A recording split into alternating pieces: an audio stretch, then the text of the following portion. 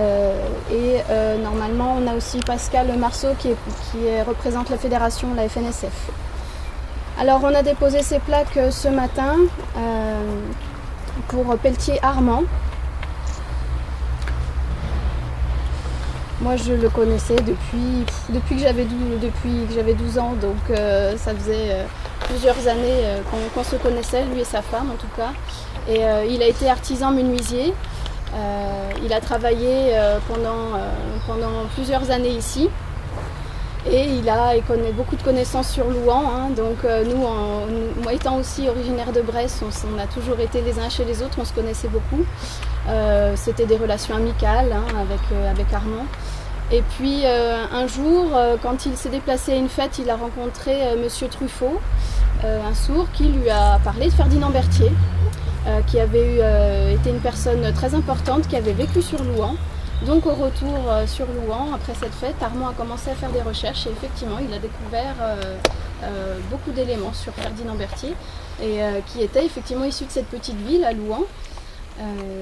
Il a commencé à faire ses recherches, à récolter des informations des villages alentours. Et la première réunion s'est faite donc à Bruailles, chez Armand et Yvette, dans leur maison. On a commencé à échanger, on souhaitait créer quelque chose pour rendre hommage à Ferdinand Berthier, pour l'homme, pour l'histoire. Donc on a créé une association, il a créé une association à Louhans. On a tous été d'accord, Armand a eu le courage de faire il a fait la déclaration à la sous-préfecture et on a créé l'association Culture et Langue des Signes Ferdinand Berthier en 1995. Voilà, sur Louhans, c'était une première. On a suivi plusieurs années, on a fait donc différentes animations. On a souhaité faire reconnaître Ferdinand Berthier de partout. On a ici à Louhans beaucoup de personnes sourdes et entendantes qui se sont déplacées de très loin pour venir rendre hommage à cette personne. On a vu des sourds qui venaient de partout, ça signait dans tous les sens. Voilà, pour Ferdinand Berthier, pour la valeur et le Napoléon des sourds muets comme il avait été surnommé. On a eu plusieurs conférences sur Ferdinand Berthier, sur sa vie, pour le faire découvrir toutes ces années de combat.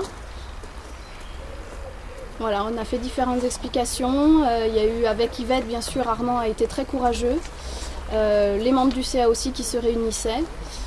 Et puis on se dit c'est tout, on s'arrête à Ferdinand Berthier. Donc non, on a souhaité par la suite, Armand a souhaité créer le musée. Il a été aussi formateur, il a été formé sur Paris pour être enseignant en langue des signes.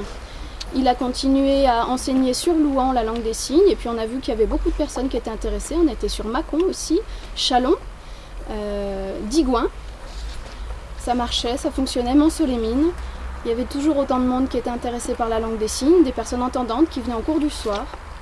Sur Lons-le-Saunier, à Dole aussi.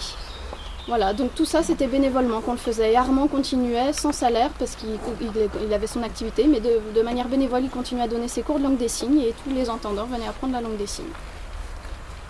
Voilà.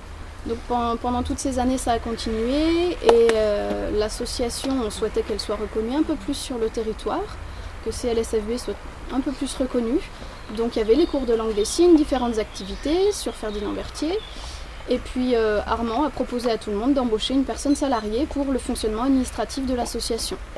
Voilà, il y a eu plusieurs personnes salariées, des sourds, des entendants, ça dépendait. Et jusqu'à aujourd'hui encore, il y a toujours des salariés au sein de l'association, depuis qu'Armand l'a décidé et a souhaité que... Donc on le remercie pour ça en tout cas. Ça a été très utile d'avoir ces personnes salariées pour l'avancement de l'association, c'était très très utile. Et c'était un confort aussi au niveau de l'association pour le fonctionnement. Et on a été donc... le premier bureau était à côté de l'Hôtel Dieu, il fallait passer par des petits escaliers. Ensuite on a été à côté des ateliers municipaux, voilà, là où on est encore. Il y a eu une inauguration en 2001 au niveau des ateliers municipaux pour une salle qui nous est prêtée. Et voilà, les sourds ont continué à faire ces combats pour ne pas être isolés mais être intégrés à la société, pouvoir communiquer avec les entendants, avec l'aide des interprètes aussi. Il était membre aussi de la Fédération nationale des sourds de France en 1997, il était membre. pour toujours favoriser la reconnaissance de Ferdinand Berthier sur le secteur de la Bresse. Et puis, au niveau En 1999, il y a eu un congrès ici à Louhans de la FNSF. On leur avait demandé qu'ils puissent faire leur congrès sur Louhans, ils ont accepté. Et alors là, sur Louhans, on a eu beaucoup de monde, des personnes qui venaient de toute l'Europe, des personnes sourdes qui venaient de toute l'Europe. On a eu presque 300 personnes qui se sont déplacées en 1999.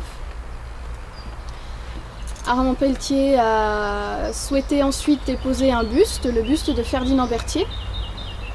Et c'était unique en France, ça, il n'y en avait pas d'autres des bustes pour Ferdinand Berthier, donc c'était c'est la seule représentation de Ferdinand Berthier.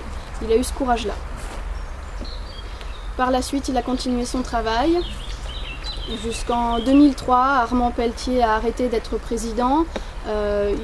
Il a essayé de s'orienter un peu plus sur les recherches et le projet du musée, donc il a un petit peu laissé l'association pour se concentrer sur le musée. Il a beaucoup travaillé pendant plusieurs années, une dizaine d'années. Et il a retrouvé plusieurs éléments qui étaient dans les écoles pour sourds, un peu cachés. Il a voulu les mettre à jour pour créer cette histoire des sourds.